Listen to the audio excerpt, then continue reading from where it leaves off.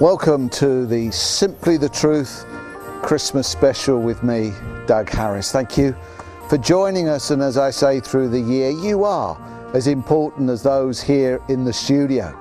But as I'm the only one in the studio at this point in time, that's probably not saying too much, because you are much more important than just me. But what we're looking at today is something not quite as serious as we do. Over the years, we look at a number of serious subjects, look at a number of in-depth biblical questions, and we struggle with them, and we help people with all sorts of problems. But I thought this year, for my Christmas show, I would do something a little more light-hearted. You know, there's the Christmas story of the Bible. There's tremendous times of joy. We read in Matthew that they were full of joy. We read that the message that the shepherds gave was glad tidings of great joy. And whereas that joy may be deeper than just the normal joy and merriment and laughter that you and I will know, it's obvious there was a real desire to be excited and to really be happy at this as we remember the birth of Jesus. So I want to deal with laughter. It actually talks in Proverbs 15 about a merry heart. It actually talks in Job that the Lord would put laughter in our mouths. And I'd be very interested that one of the quotes that I found on laughter by Dr. Annette Goodhart, who is an independent laughter therapist, whatever that might be. If you need a laughter therapist, look it up on Google. But she says this: regular laughter permanently lowers your heart rate and blood pressure. So I trust that's what we're going to do for you this Christmas time. I want to introduce two clips to you. The first one, both of them were filmed down in Christchurch. The first one of Don McClean, who was on Good Morning Sunday for many years, a comedian, tremendous stories that he has to tell. Let's look, let's laugh, let's enjoy this Christmas time.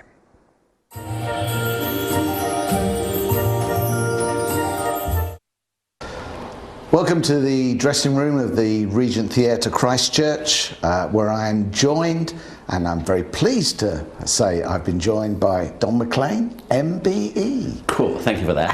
I know, well, I didn't give it to you, so don't thank me. No, it was the Queen. It was the Queen. And the day she gave it to me, she said, I was listening to your programme last Sunday. Wasn't that great? Yeah, she really did. Yeah, she actually said that. She's apparently a great Radio 2 fan, you know. Right. Yeah, well, we're going to come and talk about that programme later. I'm very tempted to go there right at the moment, but I'm not going to go there right now. Don, tell us a little bit about your early life.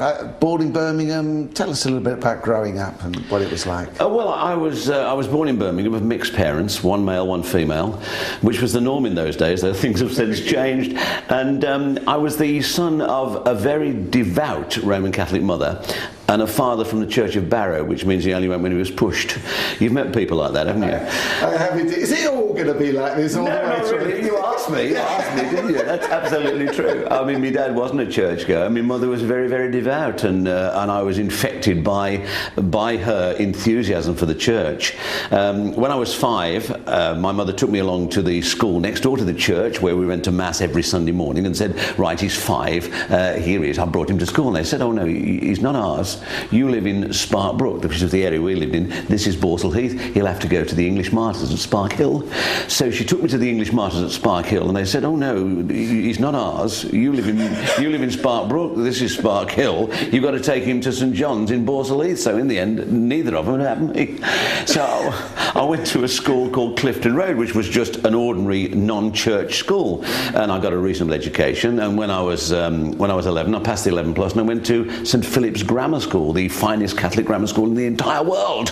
But my mother was mortified that I wasn't in a Catholic school, you know, but she taught me all my prayers and everything. And then when I was 7, they announced that they were going to start a religious instruction class because there were so many kids, Catholic kids, at non-Catholic schools.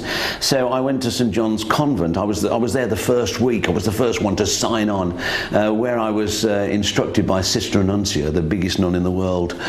Because I suppose she was about 6 foot tall and I was 7, you know, and she was a huge nun with a wonderful calm voice.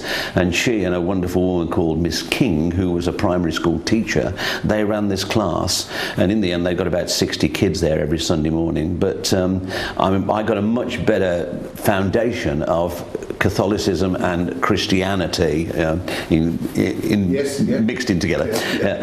Well, the same thing in it really. Then I would have done it, I'm sure, if I'd have gone to a Catholic school. So I think I had a very, very good start in life, and I was really quite keen on church as a kid. You know, kids say, "Oh, going to church is boring. It's boring." I never found that really. There was so much in a Roman Catholic church to look at. There was a huge, great crucifix on chains. I was convinced any day the chain was going to break and it was going to swing the one way. You know, and lots of statues, Stations of the Cross to look at. I was quite fascinated by church from when I was very small, and was always happy to go on a Sunday morning. But your first job, I couldn't believe this, Inland Revenue. I know. Don, come on. Well, the thing is, when I left school with 7 O-levels, 2 spirit levels and a girl's bike, and the job that you went for was the civil service. This is just a great job, and so many people, we were being pushed into the civil service at that time. I'm talking about 1960, you know. And so off I went. I thought I'd like to be a customs officer.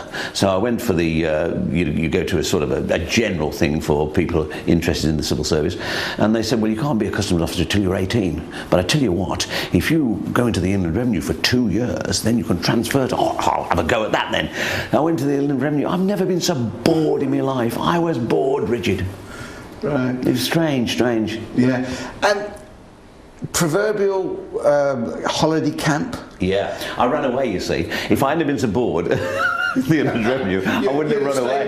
Yeah. Other people run away to sea, I ran away to holiday camp. Right. Yeah. And were you looking to get into the entertainment? I mean, so many of your generation, if I can put it like that nicely, young people, you mean?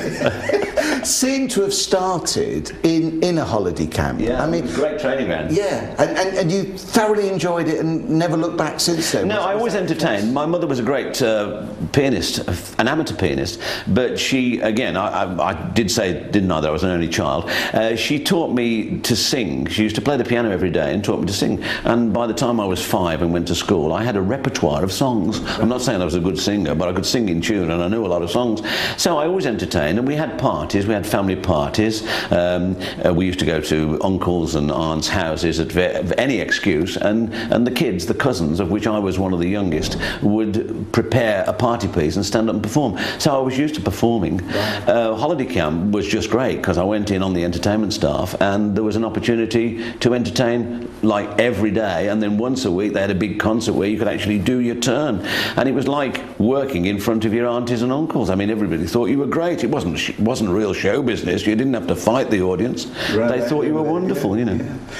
And did you get the break because of that, or did you get into the business some other way? No, what I worked at the holiday camp for a summer season, and then the summer season came to an end, and I went home again. Well, I hadn't got a job because I left the Inland Revenue.